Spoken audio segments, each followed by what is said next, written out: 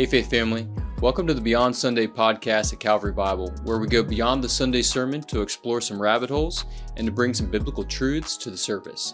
We hope you enjoyed today's episode. Calvary Bible Church, welcome back to another episode of Beyond Sunday. I've got DJ Trey in the house with me this morning. Yeah. Trey, welcome. Welcome. Thank you. Yep. Are you welcoming me? Oh, yes. Welcome. Thank you. Let's welcome everyone who's listening. Trey, this is his second go-around. Am I remembering right? Yes. I've done this once before. Okay, so he's a seasoned vet on Beyond Sunday. So for those of you who don't know you, Trey, let's introduce you to our huge listening audience. Oh, yeah. Huge, right? 55 people. Yeah, roughly in that ballpark. But you're one of the faith family here at Calvary Bible Church. Your family's been here for, do you know? I'm going to guess like 8 years, something like that. Yeah, that sounds right. In that ballpark. And how old are you? I'm 13. 13 years old. Okay, 13. And let me ask you this question. What's your favorite genre of music? Oh yes. Christian hip hop. Okay, yeah. See, I was setting him up because DJ Trey and we share a common, love for Christian hip hop. And this past Sunday when I was quoting Lecrae's "Don't Waste Your Life," Trey was, he was on my mind. You like that? Yeah. That's some old school stuff, though. I think I introduced you to some old school stuff. Do you still have that? Did I give you a CD or did you give it back? I don't remember a CD, but I remember. Oh, I put a list together, I think. Oh, yeah. Yeah, I put a list together. Right, yeah. Trey's like, I don't even know what a CD is. I'm sure you do, but do you own any CDs? I think we still do. No, not we. I don't want to talk about the new ones. I want to talk about Trey. Do you own any CDs? Not me personally. You've never bought one? Never bought one, no. Yeah, okay. I do have some CDs that I've purchased, and so there we go. Fun generational stuff there. All right, Trey. You said you had a joke to bring to the table to the podcast this morning. Mm-hmm. My co-hosts usually don't do this, so I appreciate the being on point here. Okay. What do you got? I got, what do dragons call knights in shining armor?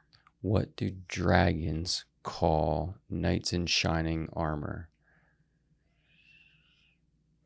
And I just have to shout out the Barkers because they made up this joke for me. They made it up? Yep.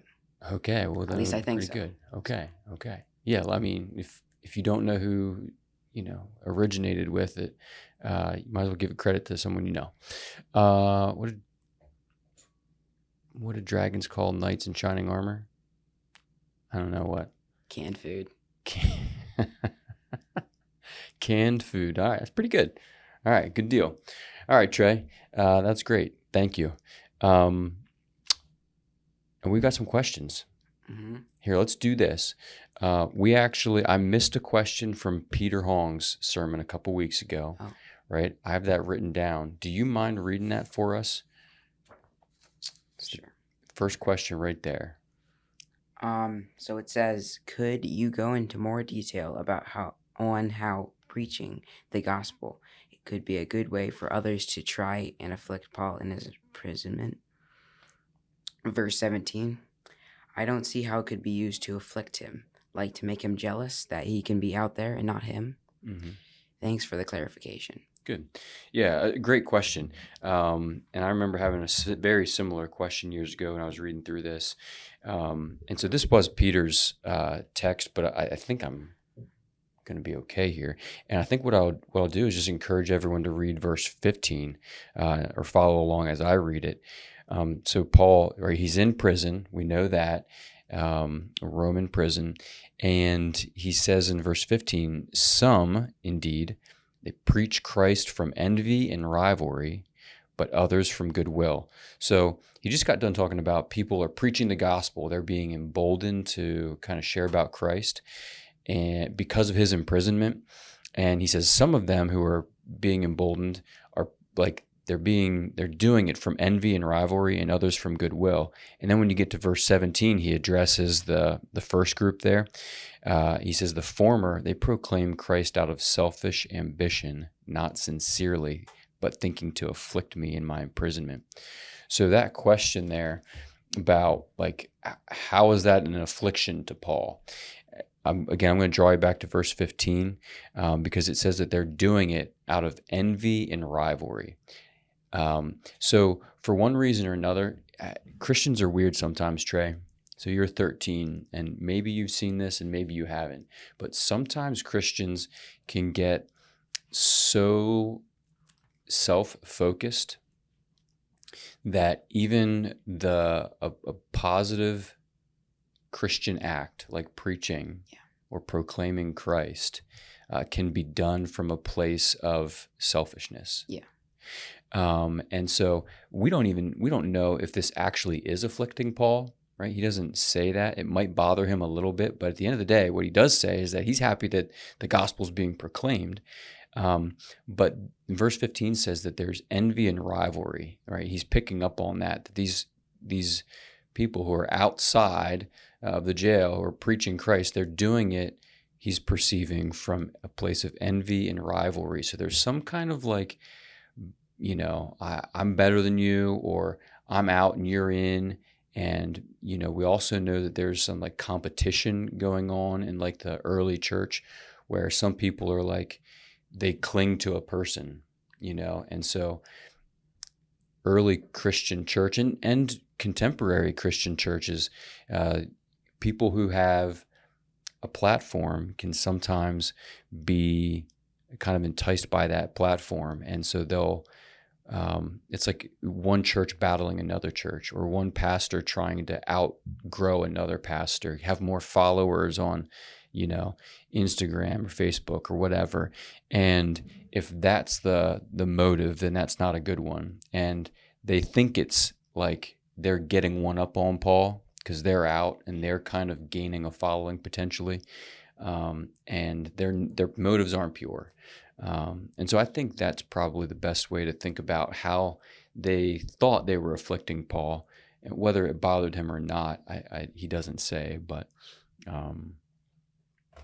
either way, the gospel is being proclaimed, and that is what he was actually at the end of the day happy about. So that's kind of cool. All right, we got one more question that came in. So I apologize for missing that a couple weeks ago, but we got one more that came in from this past Sunday. You want to read that question for us, and then you have one or two. Yeah.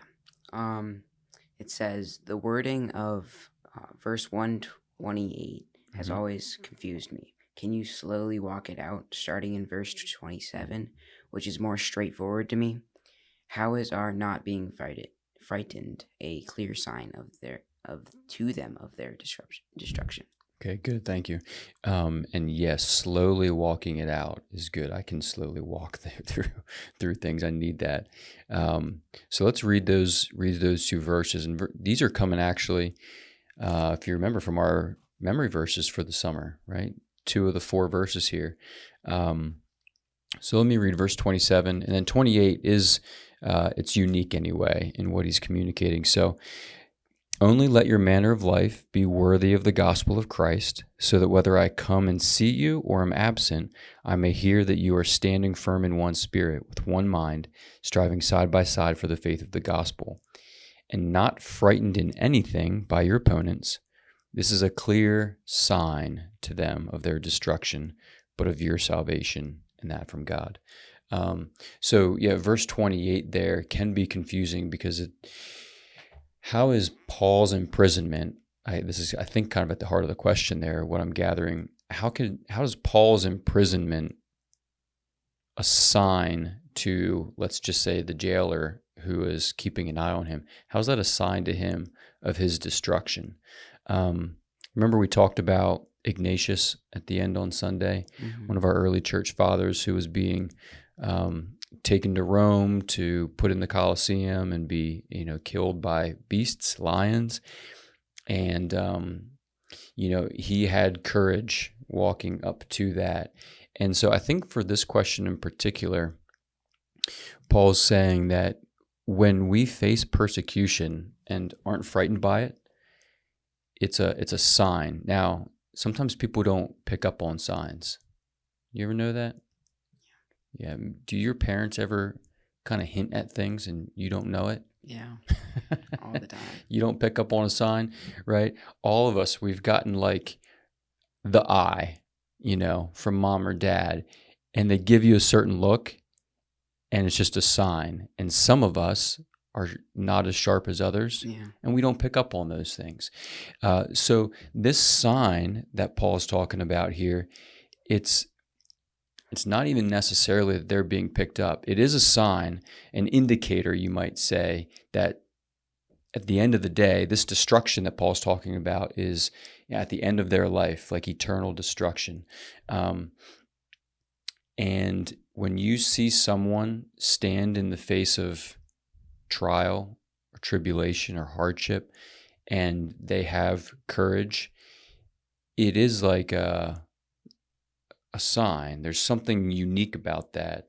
A quick example I'll give you, if you just think about someone who's, I'm thinking of the Christmas Story movie. I don't know if you've seen that, but have you seen that? I The Red have. Ryder BB Yeah. gun, right? He'll shoot your eye out. Ralphie stands up to the bully at one point. And like if there's a bully who's, always roughing everybody up, and then you see someone, even if he's being roughed up, because at the end of the day, Paul was martyred, Ignatius is martyred, Peter is martyred, in the face of their own death, even though they're not beating up the bully, even in the face of their own death, there's a calm and a peace that's really being driven by their courage. And for the Philippians in particular, this is something that was like a part of their everyday life. Remember, they're a small percentage of the greater population in Philippi, and they had the daily reminder that they were on the outside looking in, right? They were the minority. And in that context, in that first century context in particular, I think the other thing here that Paul wants them to be emboldened by or reminded of is that when bad things happen, it doesn't mean that you're not living well. Because think about this. When you have, in the first century church, people are praying to the gods for rain. We'll use that as an example. And they might sacrifice things to the rain god. And if they're not getting rain, they feel like they need to do something to get that rain or appease the god so he provides it. And if things aren't going well, think about Job as a biblical example. If things aren't going well in your life, outsiders look in and think, he must be doing something wrong, right? But Paul's reminding them here in that context that, the divine world, the spiritual world exists, but just because things are not going well for you and you're facing trial or persecution doesn't mean that you're living poorly. So that can be a sign and should be a sign for the Philippians and for us that when we face trial, it could be that we're suffering for the sake of Christ. And so to recognize that that is a viable option for us to remember. So does that make sense? Yeah. Okay, good. Can I ask you a question? Sure. Yeah.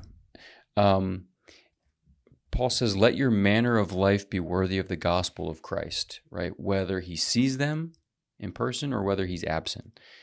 You're 13, junior high student at Donegal.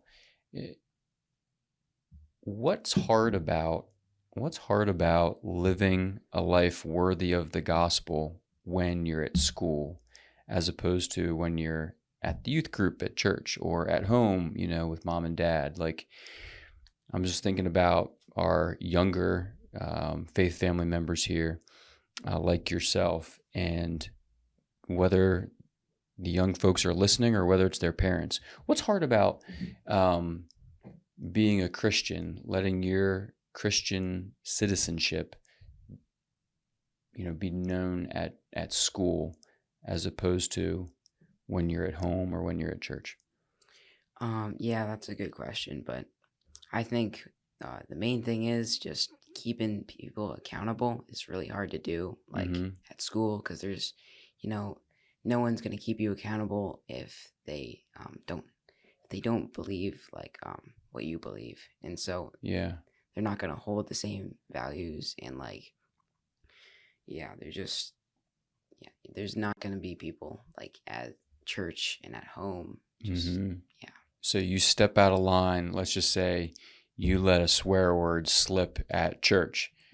One of your friends is going to be like, "Hey, Trey, come on, man, language, right? Let's honor God," or something like that. Or they might call you out. Or they might say, "Austin, Trey just used the bleep word," right? But at school, you're saying that accountability isn't there, right? So that makes it hard. That's good. That's good. Any other thoughts? No, I think That's good. That's really helpful. I put you on the spot there. But I do think that's a really great insight, because when you're out in the world, the secular world, right, where you don't have the same Christian people around you all the time, it can be easy to kind of let your guard down and slip. Let me ask you another on the spot question. This will be easier. okay. The county that you live in, what is it? Lancaster County. Lancaster County. People who are from this area based on how they say the word or name Lancaster, right? Mm-hmm. It's kind of an inside joke for all of us. I bring that up because this word manner, let your manner of life. If you're looking at that actually in the Greek language, you would see the word city in that word manner, because it's people from a particular area or city have certain kind of unique characteristics. Can you do like a New England accent? Do you know that one? If you hear like a Southern accent or like a Boston accent, like, the classic, park the car, they don't pronounce their ARs or their ERs the same way that we do. And so a particular language dialect, or either the words or the way they pronounce it, kind of gives away where they're from, right? And you see that in that word manner. And so I was just thinking about, like, what are the things in our lives, and this is kind of a beyond Sunday application or response type question. What are the things in our lives that when people see it, they say, that guy's different, that lady's different, because just the way they live their life, it's not how the rest of the people in this world live their lives. Something's distinct about it. And so if someone comes to you and says, "Oh, you're from Lancaster," you immediately know they're not from Lancaster, right? And I think in the same way, people should be able to look at our manner of life and say, yeah, they're not from this world. They have a heavenly citizenship. Good. You played that perfectly, Trey. Well done. All right, you brought some questions to the table. What do you got?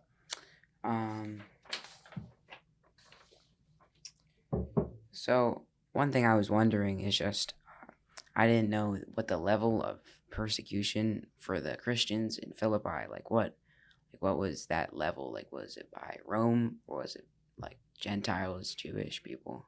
Yeah, okay, that's a great question. We do see in the New Testament Gentile and Jewish conflict. That's not the case in Philippi. Here in Philippi, the persecution that they're facing is mostly like from a secular perspective, because they're different. They're radically different.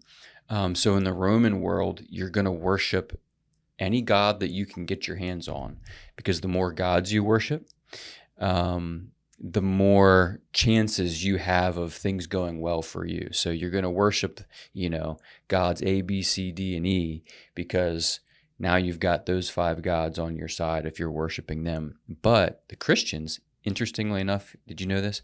They called Christians atheists. Yeah, I didn't know Did that. you know that? Actually. Yeah. And for us, the word atheist means someone who doesn't believe in God at all, like just doesn't believe he exists. But the first century Christians were known as atheists because everyone else is worshiping dozens of gods, and they're just worshiping one, right? The one true God. And so the 99% of people in Philippi who are worshiping all these other gods look at these weirdos and say, why are they only worshiping one God, right? So that would be some of the persecution they face just from like their neighbors, like that's distinctly different. But then also in Rome at large, right, you had to kind of honor the emperor or Caesar, right? And if you didn't declare him as Lord, then you were putting yourself in a dangerous position. And that's where like some of those early Roman emperors persecuted Christians because they viewed their Christian lifestyle and not bowing to them, but bowing to Jesus as a sign of insubordination, upheaval, and like there was this new kingdom that was being presented. And it was a new kingdom, actually, but it was a kingdom not of this world, is of, a heavenly world. So, yeah, great question. It's different than the persecution we face in a lot of ways, but there are some similarities too. Yeah, good question. What's your second question there? I also put in 26, verse 126. It says at the end of it, because of my coming to you again. And I was just wondering if Paul was implying that he was going to go back to Philippi. Yeah. Would he get out of prison? Yeah. So I think I said quickly on Sunday that I don't know. So there you go. There's my answer to that. And the reason I didn't spend hardly any time on it is because I don't know.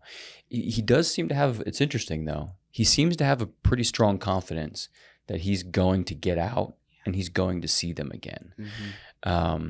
And so, he's talking about, that Christian win-win, whether he lives or whether he dies, that's a win for him. And he says, I don't know which, it's really it was interesting to me to read through and think. He says, like, I don't know which I'm going to choose. I'm hard pressed between the two. And I had that same question, like, does he get to choose here? Like, whether he lives or dies? And I don't think he was thinking that. But then he goes on to say, I actually do think, I think I'm going to stay here. I'm convinced of that, right? And he says in verse 25, convinced of this, I know that I will remain and continue with you all for your progress and joy in the faith. And he has this just kind of, I don't know, confidence that he's going to get out. Yeah. He's not going to meet his end in this particular jail stint of his. And when he gets out, he's going to come and see them again. So, yeah. How did you word the question? Did he know that he was going to get out? Yeah, was he predicting that he was going to come back to them? Yeah, predicting or just a confidence that that's how things were going to play out. I'm not exactly sure there why he had that confidence, but I think he had a sense that his work wasn't done, and that God was going to use him for their progress and joy in the faith. And, we see that come out in this letter. So that's good. Great question. Are you out of questions? Yeah. You're out of jokes? Spent. I don't know. I got another joke here. No. Those are my jokes for other people. Okay. I got to save them for future weeks. Got it. Because people, the jokes are slowly trickling in. So I need to save some of those. We can talk about them off air. All right. Trey, thanks for being here. Yeah. It's good. Calvary Bible Church, thanks for listening in. We enjoy this. If you have any questions for the podcast, you can email them into, do you know where? podcast@cbcmj.com. Nice. Well done. Did not read that off the paper. All right. We love you guys, and we'll see you on Sunday. Thanks again for joining us on today's episode. And remember, our Sunday sermons are meant to lead us to a life of worship beyond Sunday.